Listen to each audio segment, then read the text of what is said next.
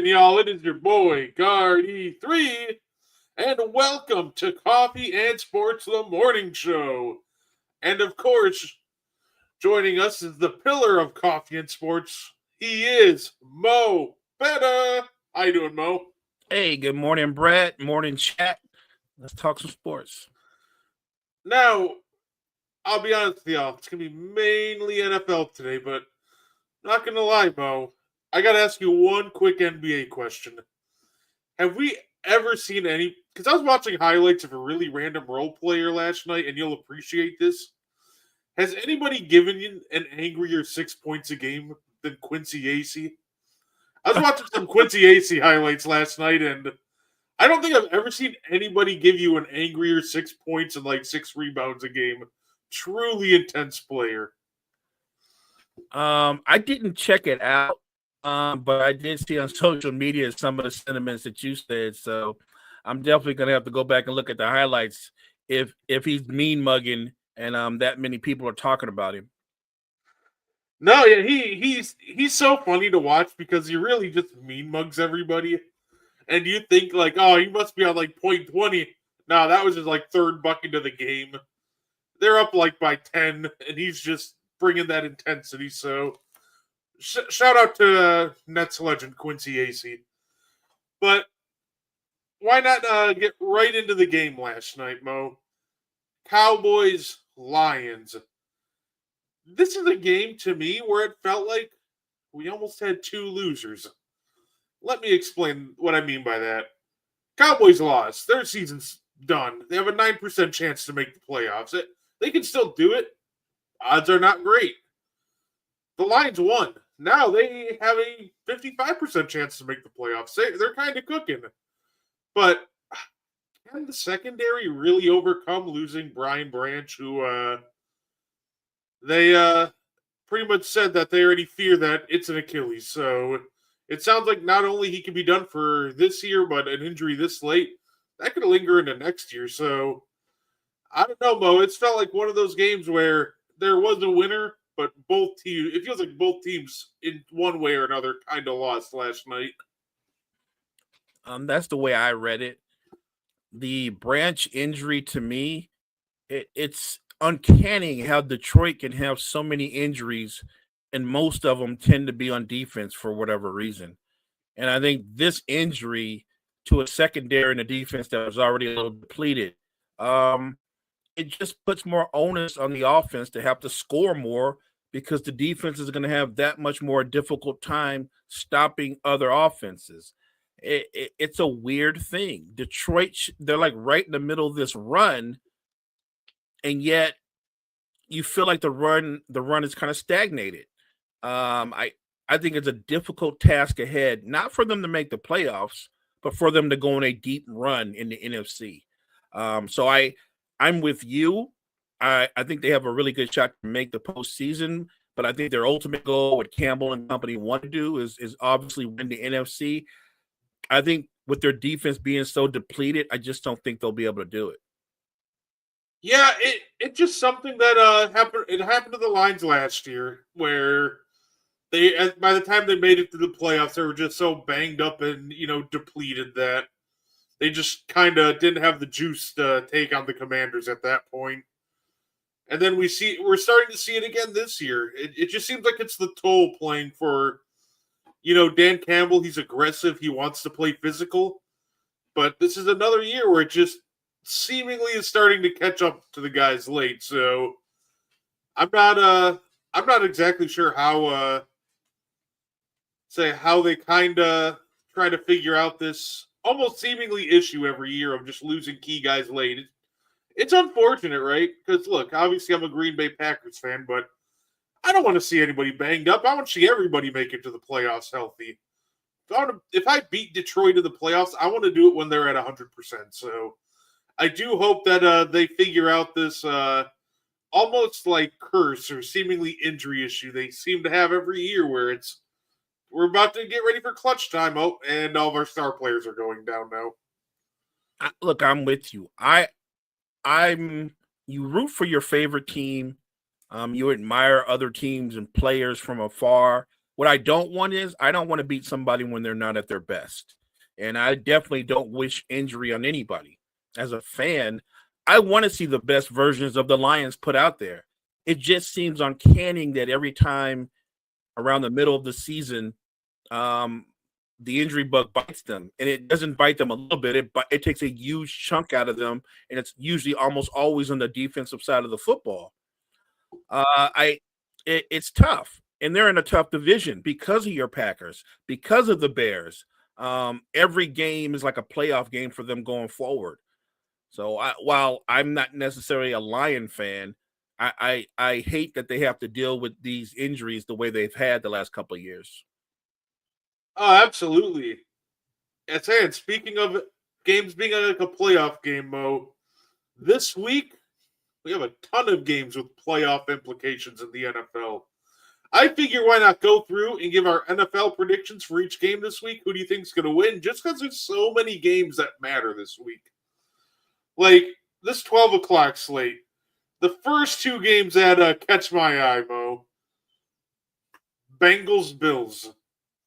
If the Bengals want to make the playoffs, they need to beat Buffalo. They need a win here in the worst way. The real question is, Mo, do you think Burrow can do it? Burrow and the Bengals? They just had that impressive win versus the Ravens on Thanksgiving.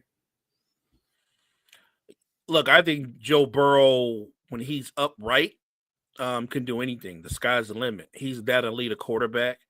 The Bengals defense has been, at least, if nothing else, competitive, more opportunistic. If they've got their full complement offensively, look, the Bengals have more offensive talent than the Bills do. You look at the Bills and it's Josh Allen, and then there's their running back, right? That's pretty much the sum of their offense. They have good receivers, but there is no definable number one who you can rely on game in and game out. I think their best weapons are their tight ends, and they're injured. I think this is going to be a close football game, and if it stays close late, I'm going to favor the Bengals. Given a choice between Josh Allen and Joe Burrow, I'm still going to take the edge to Joe Burrow. No, absolutely. I agree. I think this is going to be a Bengals victory. It's going to be tough, but I think this might be the best game in the 12 o'clock slate. It's at least going to be up there. I think so, But too. this is also a big game for the Bills, right? People talk about, the Bengals playoff hopes. The Bills are the last wild card seed.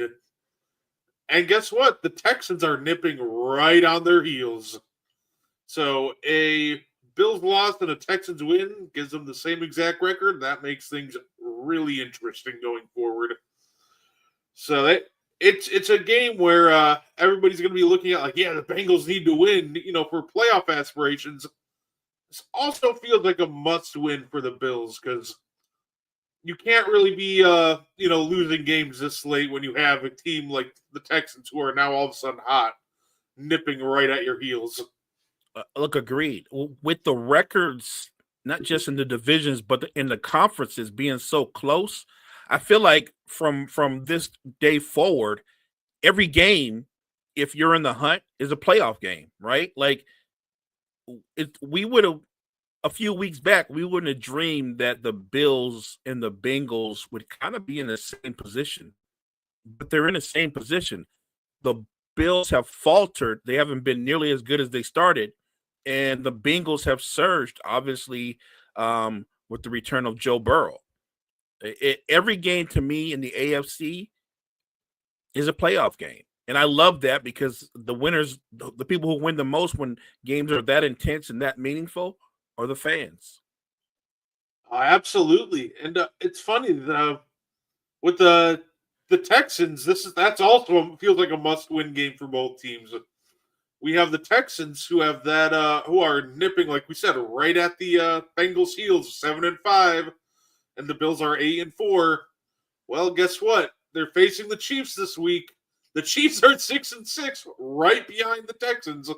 If they win, it puts them on even footing record-wise. And if you're the Texans, as well as you've been playing lately, I doubt you want to get into a foot race at the end of the year for a playoff spot with the Chiefs. So, Mo, Chiefs Texans. Do you think the Texans pull it out? And for the Chiefs, if you lose this one, it's going to be really tough to claw your way back into a playoff spot at that point.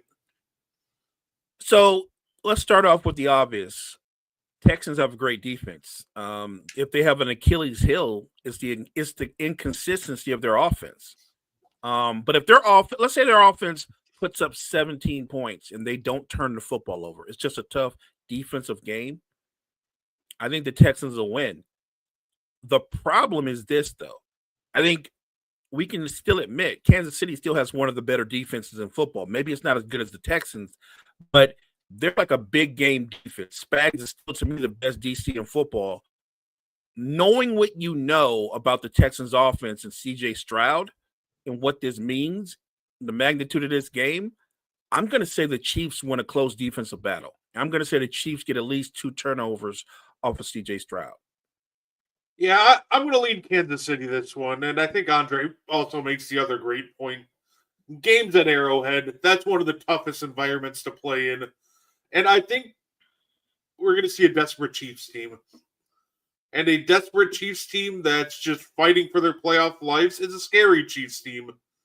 I think the Texans obviously are a scary team too, but I don't think the Chiefs are going to pull any punches. I think if they have any tricks up their sleeve, they're going to empty them out on Sunday because, yeah, this is it. This feels like their season this Sunday.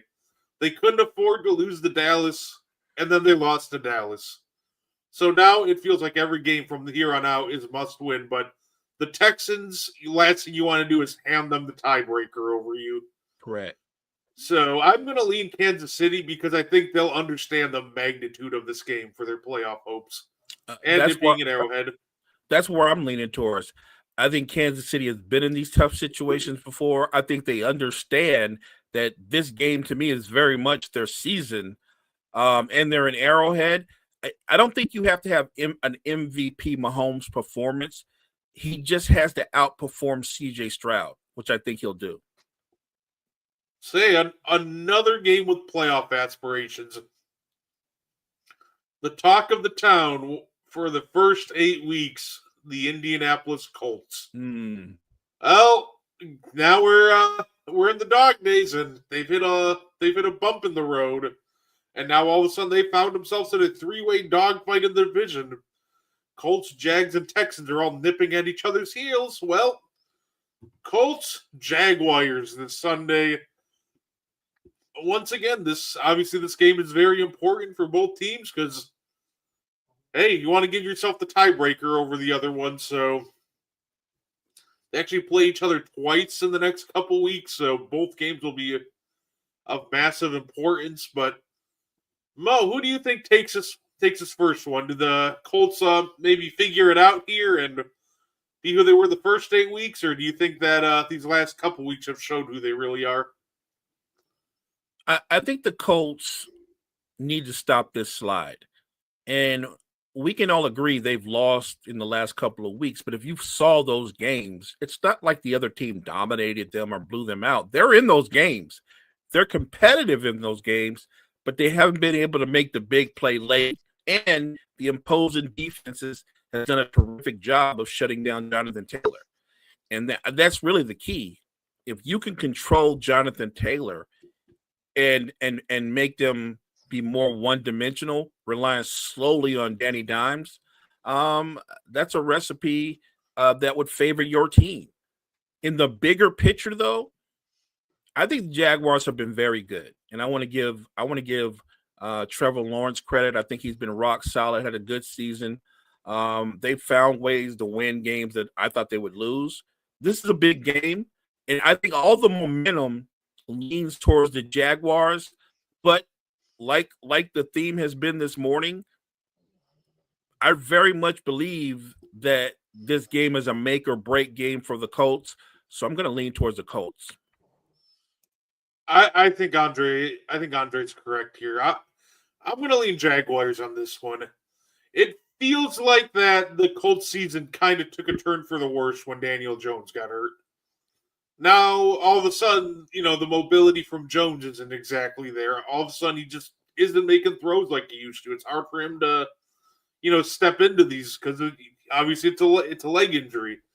So I just think that the Colts peaked, and at this point they might completely fall out of the playoffs. That remains to be seen, but I'm going to go with the Jags here. I think they're the hot team, and I don't know if I can trust Daniel Jones and the Colts right now. I just think that leg injury is just bothering him too much. So I'll lean Jacksonville on this one. And then we do have another playoff implication. What's up, by the way? What's up, Key, Kyle, Andre, Kurum? We appreciate you all for being here. You do have one more game in the 12 o'clock slot that's playoff implication worthy. It's crazy that we have like 4 big games right away at 12 o'clock. But the age-old rivalry, Steelers-Ravens, we've seen the Steelers are kind of unraveling now. We got Aaron Rodgers doing the Aaron Rodgers special. My franchise goat is calling people out, going, I don't want to throw people under the bus, which is what he always says seconds before he's about to throw somebody under the bus. Funniest thing he does. Yeah, I don't want to throw anybody under the bus, but Jonnu Smith was supposed to run an in-breaker. People aren't showing up to film study it. So I guess the real question, do you think the Steelers stop their slide, or do you think the Ravens bounce back after a rough loss to the Bengals? These division games, especially when you look at the records of these two teams, the flaws that both offenses have and both defenses have, my gut feeling is that the Ravens will win this football game. The Steelers' offense is inept at best, and that defense, even though the Ravens' defense isn't perfect, I think the Ravens' offense can move the football on that defense. I think the Ravens win a tough, low-scoring game. Yeah, I agree. I know Lamar wasn't a full participant in practice yesterday, but look, when you're as long as he plays, I think the Ravens wins. I think it makes it more interesting if it's Tyler Huntley, but even then, the Steelers' defense has just been a lot more gettable than it's been in the past few years. I think the Steelers team, it just seemed like they're in desperate need of a blue chip prospect to start building the next iteration of their team around. I like TJ Watt. He's getting old. I like guys like Cam Hayward. He's old. On offense, obviously, you won't really hear me bad mouthing Aaron Rodgers ever. He's old. So I feel like this is an aging football team that they just need to start trying to figure out, all right, who's going to be on the next version of the Pittsburgh Steelers. And I think that starts this offseason, and they take a deep, long look at themselves after a loss to the Ravens here. I think so, too. I think the winner of this game is going to make the playoffs, probably win the division, but at least make the playoffs. I think whoever loses this game doesn't make the playoffs. Now, fair enough. And of course, maybe the biggest game of the weekend, because this could very well be for the 1 seed in the NFC this week. Packers-Bears. Obviously, the Bears are coming off an impressive win versus Philadelphia. Packers are coming off an impressive win versus the Lions, both on Thanksgiving. So, no, sorry, I guess one was on Black Friday, but Mo, Packers or Bears? I'm the kind of guy that I'm always going to lean towards the team with the stouter defense. That would be the Packers. With the pass rush, that would be the Packers. What the Bears do very well offensively, they run the football. A lot has been said about Caleb Williams, but really the way this offense is structured and the way they move the football is they run the football.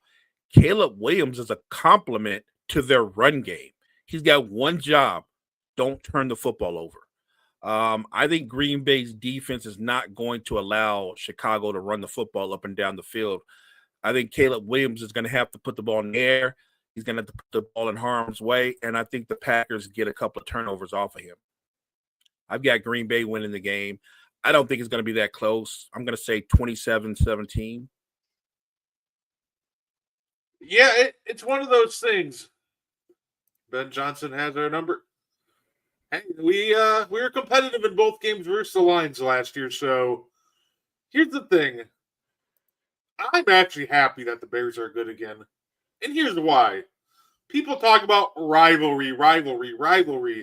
Well, Packers and Bears haven't really been a rivalry, it feels like, in a decade now, because when Green Bay is just, for the most part, kicking Chicago's teeth in for a decade, at some point, really stops being a rivalry. It's just kind of sad at that point. So the fact that the Bears are good again, it finally gives Packers Bears a big game feel. Like now this truly feels like a rivalry game for like the first time in a long time, almost a decade. So of course I'm gonna lead with my Packers. It's gonna be a tough one, but that being said, I think you kind of touched on it earlier. This is a Bears team that's really been excelling, and I think it's in large part to their run game, play action. They just gashed the Eagles on the ground. Packers have been great at stopping the run. Now, it's going to be tough. Obviously, Devontae Wyatt is out for the year, but even in his absence last time, we didn't really struggle to stop the run because we do have other guys like Stackhouse, Brooks. So I think it'll be tough. I think it'll be a fun game. I think I'll give us the win 23-17. But I'm actually excited that the Bears are good again because welcome back to the oldest rivalry in sports. It finally feels like a rivalry again. That being said, we're going to kick your teeth in on Sunday. But you make a great point. The Bears and Packers being good again at the same time, it's been a minute, especially for the Bears side of it.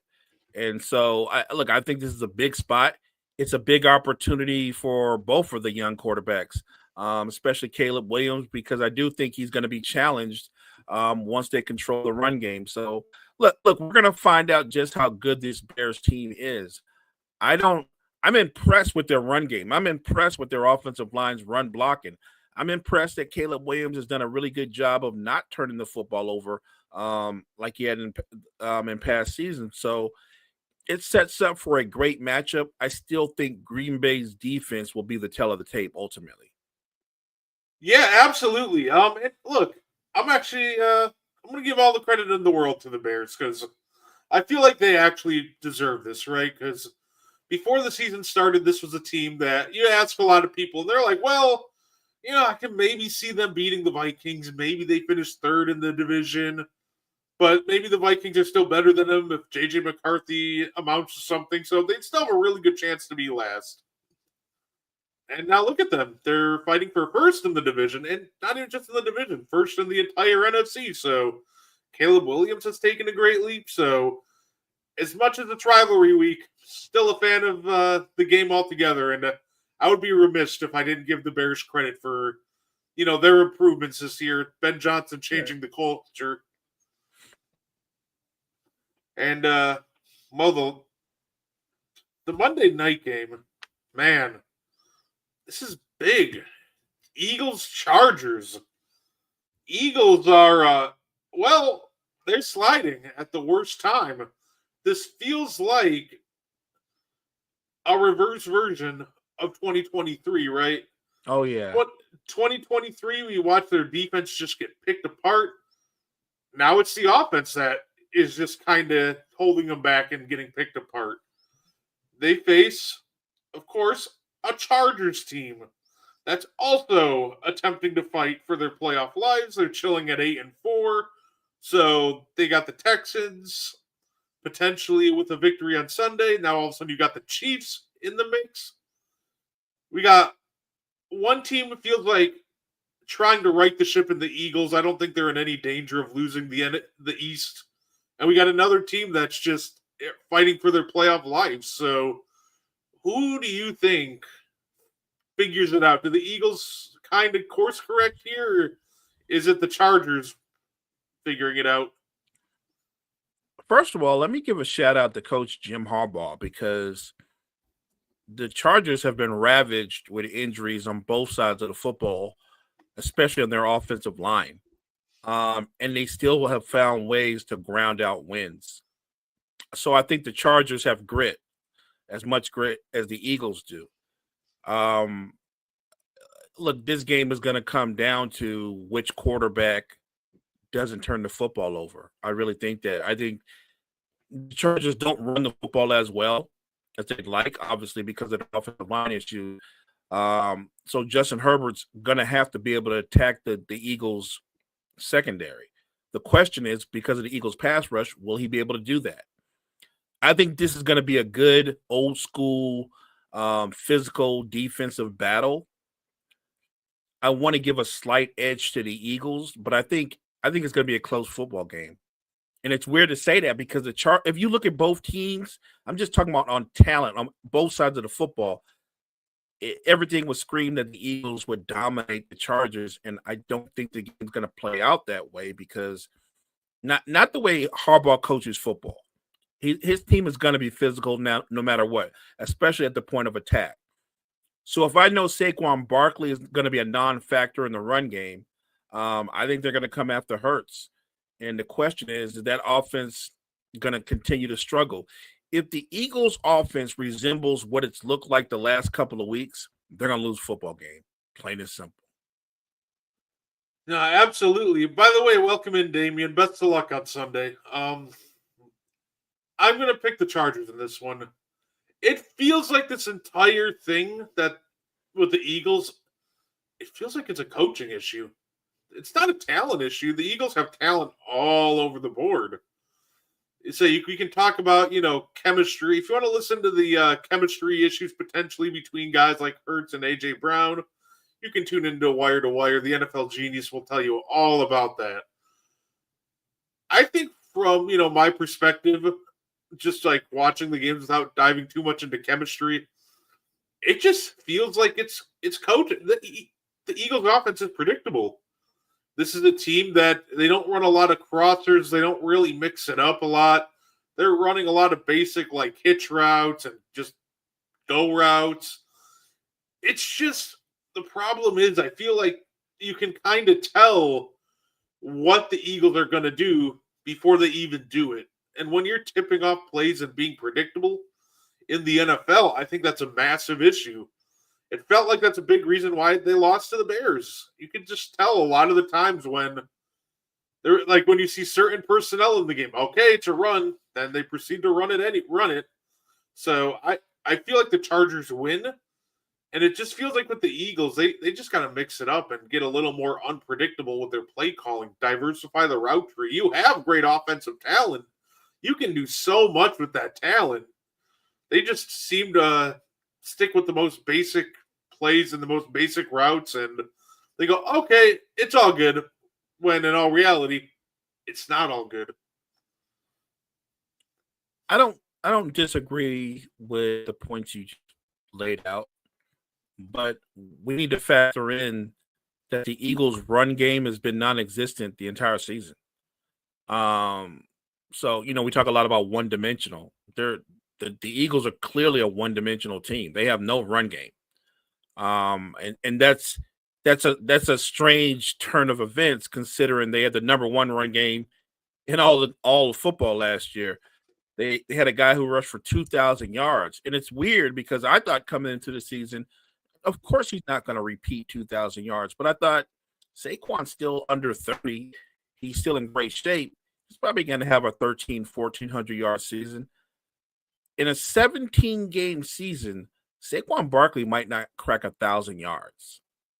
And that tells you a lot about him and their offensive line because he's averaging under 4 yards a carry. And I don't mean like 3.9.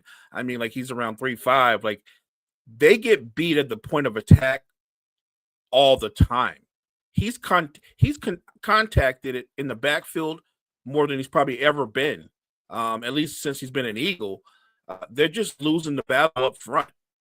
And the fact that they're one-dimensional makes them easier to defend. I don't know if they correct the issues they have in their passing game. But I do know that they can still win games because their defense is still stout. I just think that a game like this game coming up, where it's going to be low scoring and physical, I think Hurts is going to have to use his legs a lot more. What would hurt more, Packers losing to the Bears, not making the playoffs, or Bucks without Giannis and missing the playoffs? I don't think it'd be the Packers missing the playoffs. I think that one's pretty straightforward. Look, if we lose Giannis for not making the playoffs, I'm not worried about that one. Right. So it's one of those things. And by the way, if you lose Giannis, yeah, you're going to be down because you lost Giannis. But then there's going to be a part of you that goes, yeah, but look at all these picks we got, right? Or look at these assets we got to begin our rebuild, to turn the franchise around and turn another page, right? Like if you don't have Giannis, you're not expected to make the playoffs. And if by some miracle you do, that would be awesome. But you lose Giannis, you're already looking ahead to the future. And everybody that knows ball knows that. The Packers right now are currently one of the best teams in the NFC, and they have a legitimate chance to be in the NFC title game. That, to me, that would be a clearly bigger disappointment. Absolutely. I think another issue it feels like with the Eagles is that it feels like they're just not using Jalen Hurts on the ground enough. He's currently averaging the least amount of rushing yards he has in his career. Now, granted, the actual least amount he has so far is 354. He's at 329. He'll probably pass 354 before the year ends, but it feels like that was a big part of the Saquon success last year, too. Obviously, you had a more expansive route tree for the receivers that now defenses have to spread around and cover the entire field, but also you had to worry about Jalen Hurts on the ground as well, and that opened up some pretty big lanes. Now, losing guys like Mekhi Becton really hurt him, but it feels like that they could figure out, like, really open up some more lanes by simply maybe calling Jalen Hurts' number a couple more times. I don't think you just have to plunge him into the defense and get him killed, but, maybe calling a couple extra read options a game might just open up some more holes for Saquon. No, I agree. I think you need to take advantage of Hurts' ability to run the football in certain situations. Look, I don't have the numbers in front of me, but I'm pretty sure for most of his career, he's probably averaged 400 or 500 yards running the football the last couple of seasons. And so that was a big aspect of their run game as well that's not there this year. And I don't know if that's by design or just Hurts has just chosen not to take off as much. But I think that he is a valuable weapon, and his legs are a big part of what makes their offense hard to defend when he's using his legs. That said, look, you're going to play against a team like the Chargers, and it's going to be low scoring. It's going to be about who wins the turnover battle, who wins the special teams battle. If you're the Eagles and your run game's not there with Saquon, yeah, you do have to find different ways to bring Hurts into the run game. If the Chargers don't respect the run, they're going to pinch down and press their ears back and come after Hurts anyway when it's on third down. So I think you do have to find different ways to use Jalen Hurts. Absolutely. Who would have thought that season that Saquon and Jefferson both may not hit 1,000? Yeah, the Justin Jefferson one is wild too. Like, it just feels like it would be so easy to play quarterback in the Vikings offense. Like, all you got to do is get the ball out to these playmakers, but the fact they haven't been able to find a quarterback that can do that is pretty crazy to me, considering the amount of weapons they have. Now, Justin Jefferson not cracking 1,000 though. We know that's not about him, right? we you know what I mean? Like we're not like, man, something's wrong. There's nothing wrong with him. They just have horrible quarterback play. Like I would have made the argument that if they just had comparable quarterback play, he'd be good for an 1,100-1,200 yard season. They have horrible quarterback play. I think even if they had a guy, for example, who's not necessarily lighting the world on fire, but someone maybe like Tyler Shuck of the Saints, He's already at 1,000 yards. Like, I'm with you.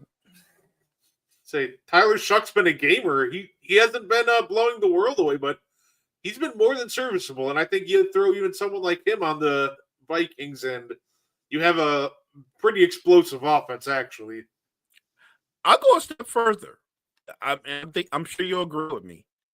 If you take Jameis Winston and put Jameis behind center on that Vikings offense, Justin Jefferson is having a 1,400 yard season. No, absolutely. I watch a lot of Euro League. It's very good, high quality league. Okay, you're actually correct on this one because I've watched Euro League before, and the fans over there go nuts, and I love it. I'm just a big fan of hoops, so a lot of the times I'll find myself up early in the morning watching Australian basketball, Euro League, whatever I can get my hands on. And I got to admit, Euro League atmospheres are a ton of fun. I tried to watch some basketball games from the league in the Philippines. The feel of it is odd because it feels like when you're watching it, it feels like a street basketball game. It's got like a very chaotic pace to it. Like it looks less about organized basketball and more like street basketball. That's the best way I can describe it. Absolutely. If the Eagles lose the division, yeah, I think everybody's job is in jeopardy if they lose the division. Like I'm sorry, but with the way the season's going, you're sitting at 8-4. You have a 2-game lead over the Cowboys, and like at this point, it just feels like if you lose out the division to Dallas at this point, yeah, it feels like you got to reevaluate everything if you're the Eagles. I think everything's on the table. It's not like you said. I don't think it's a talent issue, but it starts at the top, right? There's your head coach, the leadership that he provides, and then there's the guys under him. And with the Eagles, we have to immediately start with their offensive coordinator, because I think he's the biggest problem with their offense. I just think his lack of imagination and the way he simplified the playbook, he's literally played into the defense's hands and said, here's the 3 or 4 things we do well in the passing game. Let's see if you can stop it. And teams have been able to stop it. Yeah, say it. I do agree. I think almost regardless, unless they do make a crazy Super Bowl run, it just feels like Kevin Patolo's gone. This offense is just underachieved too much. So unless all of a sudden they get nuclear hot and make some deep playoff run, I think he's just gone, regardless of the playoff run. JJ has a lot of pressure. He's playing for his job as a starter. You're right, but at the same time, if you can't succeed in the Vikings offense with, Kevin O'Connell, who's been great at coaching up quarterbacks, maybe you're just not a starting quality quarterback in the NFL. Like, I'm just going to throw that out there. I was hoping that JJ McCarthy would succeed before the season started, but it already looks like abundantly clear that we're heading towards Josh Rosen territory where it's going to be 1 year and yeah, that's about it. Ironically, I think they were picked with the same pick, 10th overall. Yeah, look, in that offense with the play caller that they have, I can't make excuses for JJ. Yes, he's a young quarterback, but he hasn't even given them comparable quarterback play. He's been bad, like awful. He looks lost, not ready. When Carson Wentz was in, the offense looked much better. And Carson Wentz, he will throw the football. He will fling the football. He will also throw the football to the other team. And he still looked levels better than JJ. I just think JJ is one of those guys, Brett, that I think he peaked in college. And I'm not saying he won't have an NFL career, but I don't think he's going to be a starting quarterback. It felt like, he definitely did peak in college. To me, it's just always such a reach with him. I get it, won a national championship, but when you win by like 3 touchdowns and you threw the ball 10 times, that might be a signal that they kind of really didn't need y'all that much. It's one of those things that obviously JJ had a great collegiate career. He had a great, high school career. There's nothing to take away from him, but I think it's already time to start looking at him as okay. Maybe this guy's maybe he can be a backup in this league, but I think his time as a starter is already numbered. He just doesn't have it. This would be one of the better teams in the NFL if their offense was just middle of the road. They're wasting a well-coached, not surprisingly, defense by Brian Flores and what they can do defensively because the offense is so bad. And I've said this before, I don't care how good your defense is. If your offense goes 3 and out over and over and over, or turns the football over, you can't win that way. And no defense, eventually, when you're playing that many plays, it wears on you. Their offense is their defense's worst nightmare. And it starts with the quarterback. They have to go out and get a quarterback. It's weird to say this, but they're going to be looking for a quarterback again this offseason. JJ's not the guy. Again, I'm not saying he can't have an NFL career, but an NFL career like what? Nick Foles? An NFL career like you just said another guy I remember, Josh Rose, like that kind of career where you kind of bounce around. I don't think JJ McCarthy is a starting NFL quarterback, point blank.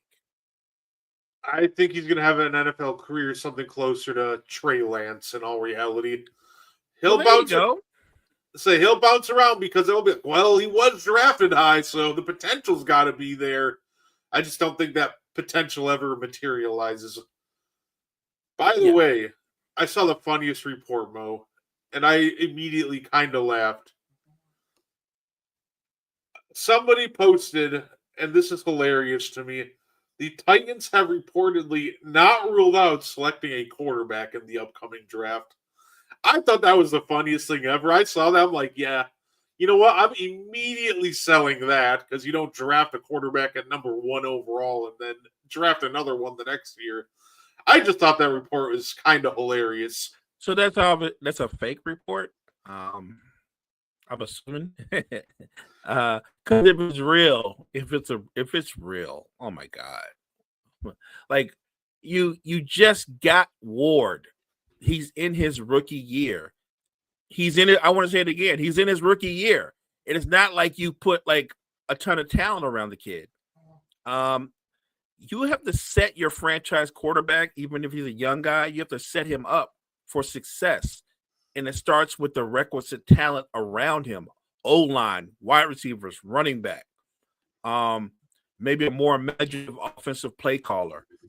But we can't really be giving up on him after year 1. Yeah, and it's one of those things. If people wanted to go, well, in his rookie year, Trevor Lawrence had Urban Meyer, so we're just kind of disregarding that one. I feel like you do the same with Cam Ward. Like he had Brian Callahan, who's like right there, like same level as bad, if not arguably worse than Urban Meyer. Like it's one of those things where Cam Ward is just not set up in a position to succeed this year. So I think if you're the Titans and you get the number 1 overall pick next year, great. That's awesome. You know what I would do? Trade back. Let's try to get multiple picks to build this team around. If you could trade back a couple spots and maybe pick up a offensive lineman and get some extra picks to round out this team, I think that's probably the move for the Titans, especially if they finish worst in the league again. I agree. You got to build out this roster because they can use help on both sides of the football. And again, you have to get the assets, the playmakers for your young quarterback. Go out and get him a franchise wide receiver or a do-it-all running back. I just think it's too premature now. He's not even done with his rookie season. The idea that they would already be looking at another quarterback to me is insane. I have to believe I'm that this report is false. No, absolutely. To to think Minnesota had Daniel Jones and Sammy D in the QB room last year. They did. You know what's funny? I kind of felt bad that they threw Max Brosmer to the Wolves. Like, giving him the first start against the Seattle Seahawks defense is just nuts. I have no clue what they were thinking with that. You have guys like John Wolford on your team. You have Desmond. You had Desmond Ritter on the practice squad. I think the right move would have been to probably go with one of those guys against a incredibly tough Seahawks defense because it feels like they just kind of broke Max Brosmer in the first game. Like putting him against the Seahawks, one of the best defenses in the league on the road, that's just an incredibly difficult ask. And I think you may have just destroyed the young man's confidence before it even got going. I'm with you. I agree wholeheartedly. And granted, I know they said JJ McCarthy's injured. He wasn't available. But there's other ways you could have went. Um, I, I just feel right now, because of the disarray at quarterback, the Viking season is done. What are you going to do? This is a quarterback driven league, and they have more questions than answer at the most important position. No, absolutely. Well, let's see. They'll have another chance to hopefully figure it out next year. Let's see. I'm not sure. I think the Vikings have they should have their first next year. I think it was just this year that they didn't have their first. Yeah, it was just last year that they didn't have their first. They do have it this year. So we'll see what direction they go. We'll see if do they go another rookie quarterback or maybe do they package up those picks and if a guy like for example Kyler Murray becomes available, do they go with a more proven vet to try to get some spark back into this team? That's actually an interesting question. I don't. You know what? It would. I could see them looking at Kyler Murray. Although I don't know. I think that Kyler is. He's certainly an entertaining player. I never really viewed him as a franchise player. I thought that your success level with him as your quarterback, there was always a ceiling, and that ceiling usually was you were just good enough to not make the playoffs. I don't think Kyler. I think Kyler's just too small, and everything he has to do has to be more when plays are broken for him to be effective. He's rarely the kind of guy that can drop back, go through his reads, and eat you alive. That's not what he does. I don't think Kyler Murray's long for this league in terms of being a franchise quarterback. Although I never thought he was.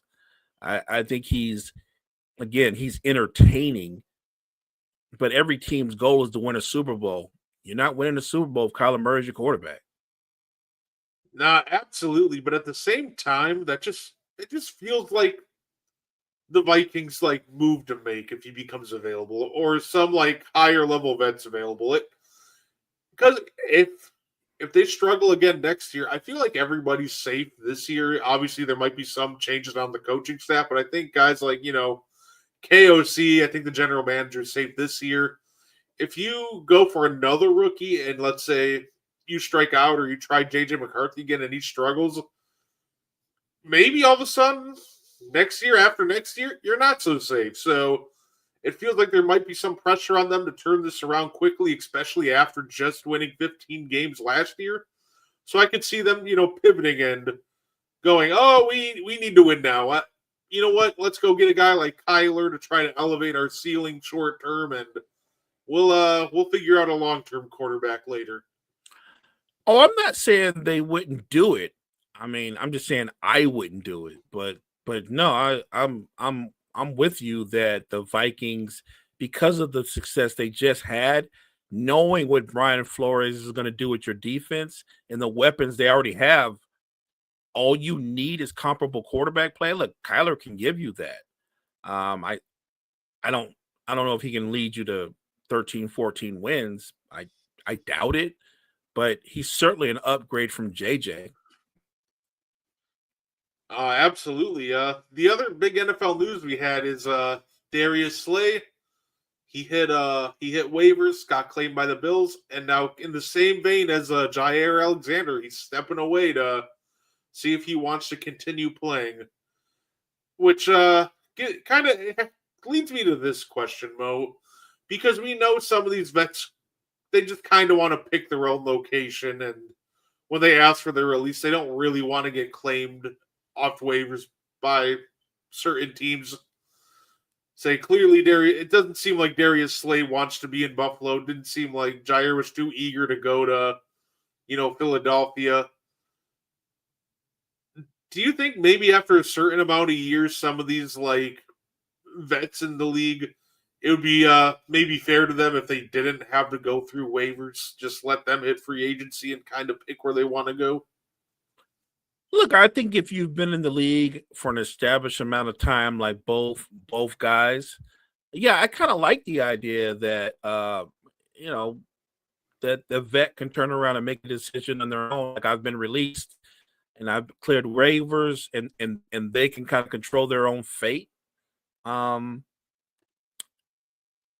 I kind of like that, honestly. I'm not sure that the powers that be of the competition committee would agree with that, but I think that's something that would make I think that would make the NFL that much more interesting. It's not free agency, but it would have a feel to it, right? If a veteran who's an 8 or 9 year veteran but can still play is put on waivers, but they still have football in them, that they can turn around and go, let me go play for the Eagles or let me go play for the Packers because I know I fit in what they do.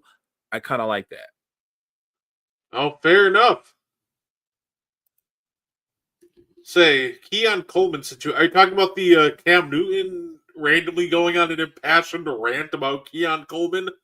I'm sorry, but that was hilarious to me. Like, there are so many players to go on rants about in the NFL, and you just set your sights on Keon Coleman. Now, granted, Keon Coleman kind of brought it on him, kind of brought some attention to himself by all of a sudden being a healthy DNP, and just all of a sudden just being forced to sit out games seemingly due to disciplinary issues.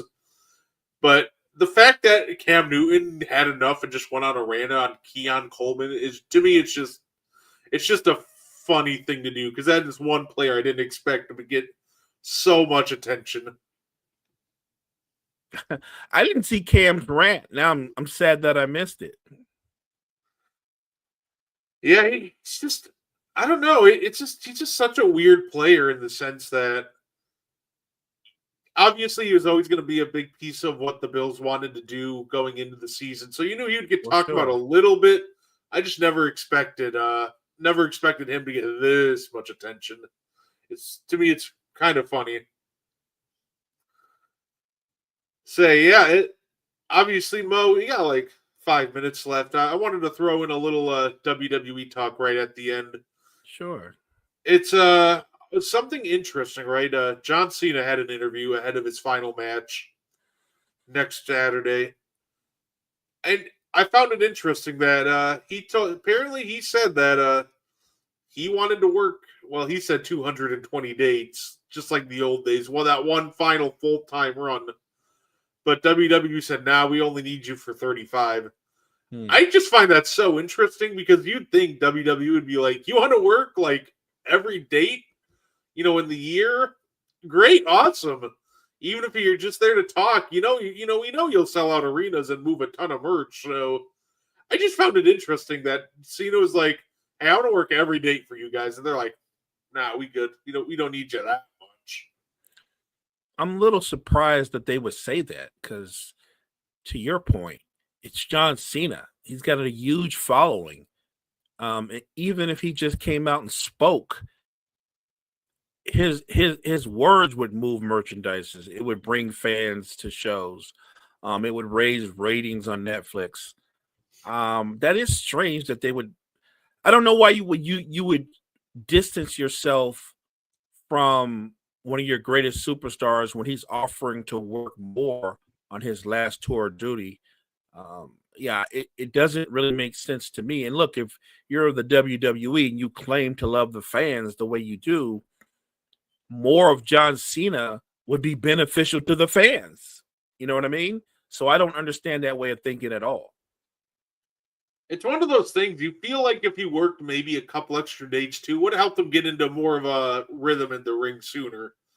Obviously in the beginning of his run, it seemed like he was a little rusty, and maybe you can attribute some of that to him trying to work as a heel for the first time in forever. Right. But we've seen the matches he's had at the end of his run, and it makes you think like, oh, maybe if you had a couple more matches, for example, on the road to WrestleMania, or even a couple extra, after you would think that maybe it would help them get into a rhythm a little sooner. But like I said, I just found that odd that he offered to work more, and they're like, "Nah, we don't need that." So Yeah, that's crazy. so I get not wanting to. I get the idea maybe of not wanting him to get hurt and just to have him, available and being able to do his entire retirement tour. But speaking of his retirement tour, he had his last PLE Survivor Series was this past Saturday. Mo, what did you think of Survivor Series? Um, I thought it was pretty good. Look, it's not the best that I've seen. But I thought it had some good moments.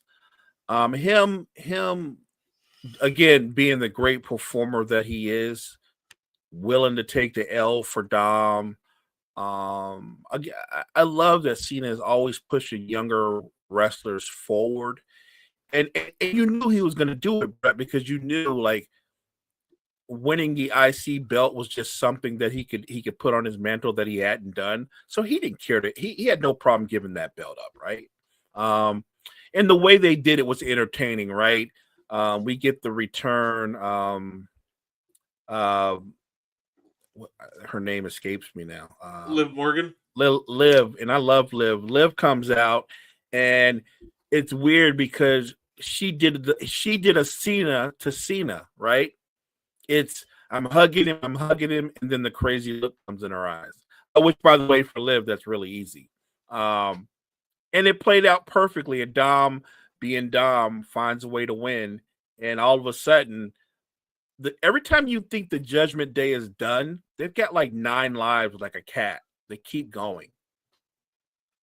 The Judgment Day is insane to me because, like, you think about it, Edge started the Judgment Day, got kicked out of the Judgment Day, feuded with the Judgment Day, left WWE, like became Adam Copeland, went and filmed like an entire season of Percy Jackson, came back as Cope, went and filmed another season of Percy Jackson, and the Judgment Day are still around. Like at this point, I'm convinced like the world's gonna be ending. I'm gonna turn on the TV one last time, and I'm just gonna see the Judgment Day.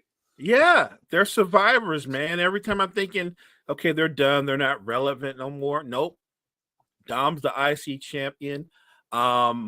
I wouldn't be surprised if Finn and company become the tag belt, win the tag belts back again. Liv Morgan is clearly going to be in the women's championship picture. I don't know whose belt she's going to take, but at some point, Liv is going to be wearing gold again. So yeah, the Judgment Day just won't die. Yeah, overall, actually, I was actually underwhelmed by Survivor Series a little bit. I think my biggest problems weren't more so with the like. For example, I thought Cena and Dom was fine. Like 27 Judgment Day members running almost felt excessive. I almost wish they kind of skipped to the Liv run in, but I guess the double AA spot was cool. So I'm like, all right, whatever, I can live with that. Stephanie and Nikki, it happened. That's all I can really say about that match. But it felt like the disappointment was in the War Games matches. It just didn't feel like a War Games match. The women's War Game was fine, but it felt like a match that you could have just done without the cage. Like you could have done that as like a 5-on-5 traditional Survivor Series match, and nothing would have changed outside of EO's trash can spot, which is cool. But this is the 4th year in a row you've done it, so it's one of those things where you're like, okay, overall, it just doesn't really fit the spirit of War Games. The men's really just didn't feel like anybody would. It just didn't feel like there's any cohesiveness with either team, and it just kind of felt awkward. Like everybody run in, hit your big spots, and then Brock's gonna come in and clean house and go home. It just felt completely underwhelming with the War Games matches, and I really hope that next year, if they don't have a legitimate feud for War Games, don't bring back War Games. This is starting to almost become in the same vein as when they were running it. Hell in a Cell has its own pay per view, and Hell in a Cell lost Lester.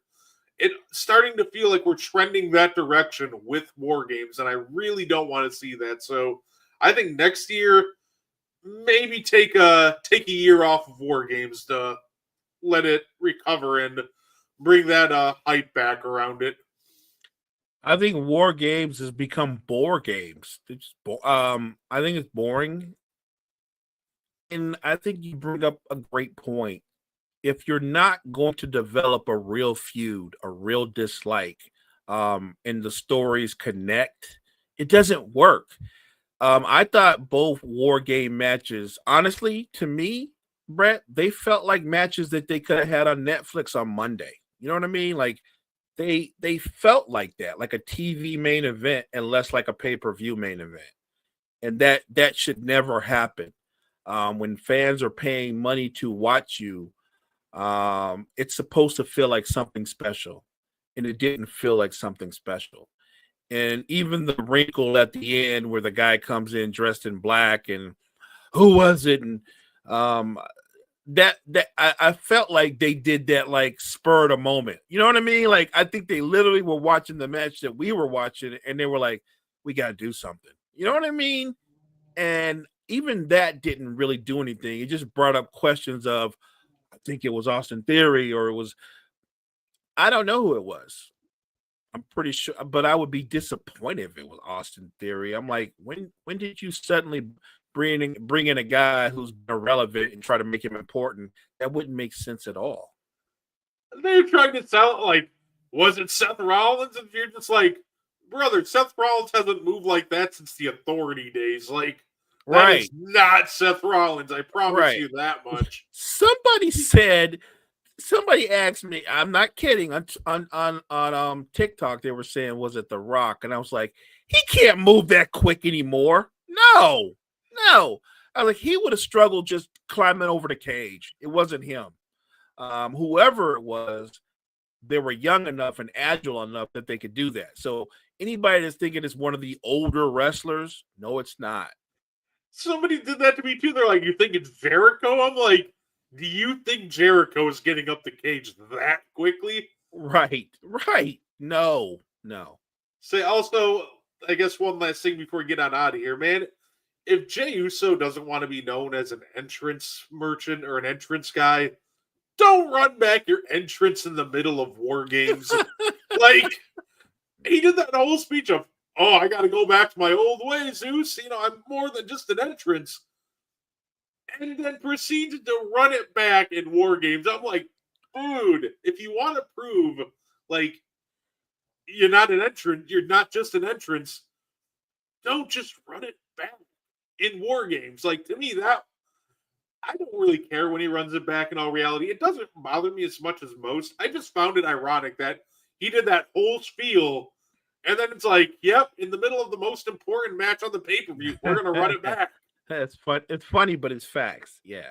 And then if you watch the Monday night show, what's going on with Jay mentally? Right? Is this one of them things where it's woe is me? I'm a loser. Or, like I don't. They seem to not be able to know what they want to do with him now. Like they hinted at him turning heel, but then they pulled back on that. He lost the opportunity to compete against CM Punk for the title. He lost the opportunity to compete against Cena in his final match. And now you got Jay backstage talking about, well, I'm not going to win. I'm not a win. Like what? I don't know what they're trying to do to him in the storyline. No, absolutely. That'll be interesting to that'll be interesting to figure out. We'll have to talk about that more on Meaty Boys next week. For sure. Say before we get up on out of here, Mo, anything you want to add? No, thank you, chat. Thanks for getting up with us on a Friday morning. Thanks for being so energetic. Appreciate all the great commentary. Your responses make it easy for us to do our thing. Make sure you check out all the great content we have at Wire to Wire Network. Make sure you check out a great show, Passion and Precision, one of the best podcasts out there. Kyle, Jory do their thing. Catch them tonight. Other than that, thank you guys for joining us. Thank you for being part of the Wire to Wire Network family. And normally, obviously, we do Meaty Boys Monday and one on Thursday. However, I did try to take next Saturday off, going to an independent wrestling show, also for John Cena's last match. So I'll let you know what time Mo and I will be on next week with, Meaty Boys and one. But if anything, we will be back next week for sure. Like Mo said, check out Passion and Precision. Check us out next Monday for the morning show. It's going to be a great time. Thank you for tuning in. Enjoy this great weekend of rivalry and big football games, and enjoy the rest of your night.